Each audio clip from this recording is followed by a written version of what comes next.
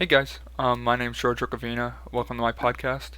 Today's topic is going to be the use of virtual communities in physical communities and how physical communities might benefit from having that virtual community.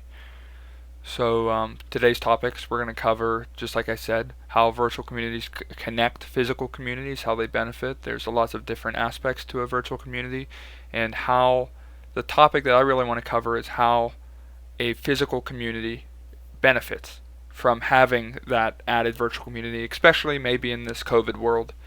So, the different topics I'm going to cover: admission to a virtual community, so how someone verifies that you're part of that physical community.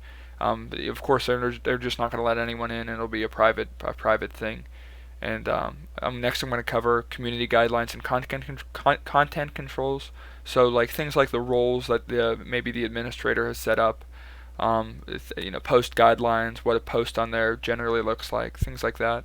And going hand in hand with that is membership levels. So there's people who hold the administrator role, along with people who are just normal standard members.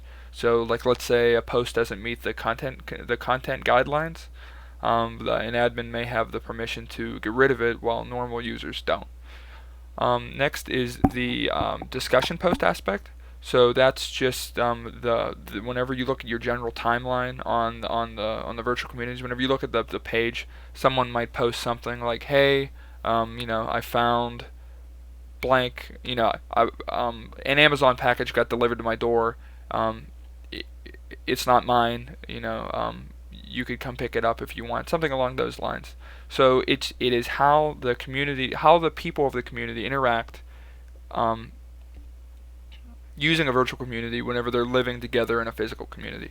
And of course, events, how people plan events on the virtual community, and um, like let's say someone's having a garage sale or a yard sale, or someone's having a lemonade stand or something along those lines. They're going to spread the word um, with the events on the virtual community. So, um, yeah, with that, or like a better example, a more formal example, let's say a virtual community is a homeowners association type thing. So let's say the homeowners association, they're going to say, okay, our next meeting is going to be Thursday, the 6th, and we're going. This is the agenda. The agenda is attached, and then after the meeting, they'll post the minutes of the meeting. So those who can't come, or maybe can't come because of COVID reasons, are worried for their health, can look later. So we're going to move from the PowerPoint over to this Cambridge Manor Condo Association. This is where I live. So this is an example of a small private group, only 57 members, um, where it's an HOA. Everyone knows each other, and I'm just going to run through the different things that I listed in the PowerPoint like this. So the first thing I want to look at is about the group. First off, it's a private group, Cambridge Manor residents only in Harwick. Anyone could find the group, but not anyone could join the group and look at it.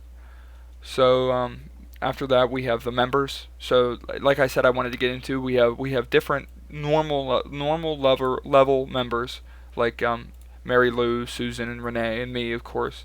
And then Cindy here is the administrator for the group. So, she was put in charge of that. If we go see all, we could see the admins and administrators. These are my personal friends that I've added, and then these are people that I might not have added. And there's me. So if we go to um, group roles from the admin, be kind and courteous, no promotions or spam, and keep this Facebook site relevant to our members. They're saying we don't want to hear about anything that doesn't relate to Cambridge Manor. This is specifically for Cambridge Manor people. Um, the next thing I want to cover is the discussion post aspect of it. So, people post a variety of different things on here. She wants to have a bonfire at the Willows, which is a gathering place in the association, and Polly threw a joke in there, a little "How about a swim?" Get it? Because it's going to be so nice out, but it's fall. They share news of passing of different people. Um, Thank you for Halloween events. So that's an example of an event. They had a little Halloween get together at the clubhouse. They enjoyed pizza, and Thank you, Joni. Um, Things like that. Here. This is another good example. Bonfire at the Willows. These are photos that they took from that event. So they advertise this event on this virtual community. A lot of people may not have known about the event if it wasn't for this virtual community. That's an example of how they might have benefited from this. So yeah, but going back from that, let's go to the actual events page.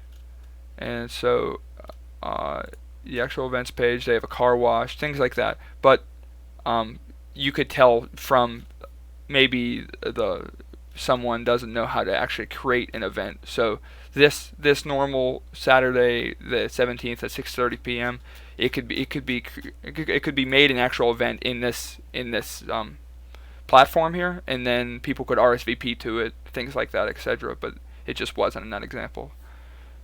So Cambridge Manor really benefits from having a virtual community in their physical community because many people in this community are elderly or older, and they can't do certain things due to COVID restrictions, and they could still find out their news and things that are going on around them just by reading the Facebook page. They could just look on their phone.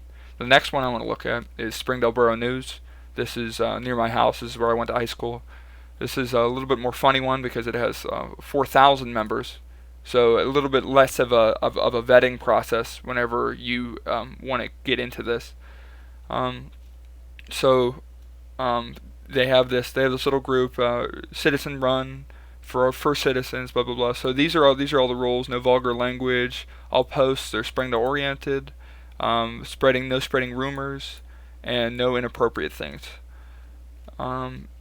Yeah, and then here's the actual rules here. So if we do the same thing that we did over in Cambridge Manor, like we said, we're going to go through membership levels, community guidelines, admission to the group, discussion posts, and events. So this is public. It means anyone who's in the group can see what's posted, but you need to be in the group first. So either the admin needs to admit you, you need to request and the admin will let you in, or a friend can invite you that's already in the group. So we'll go into the members. Here are the admins and moderators. Here's my friends. There's 71 friends in this group, so 71 people in Springdale Borough. Here's the actual roles. Discussion posts. This one's always funny. Is trash pickup delayed due to the election? And then good old Johnny throws something in here. He says, I think the election is delayed because of the trash. That's a good one.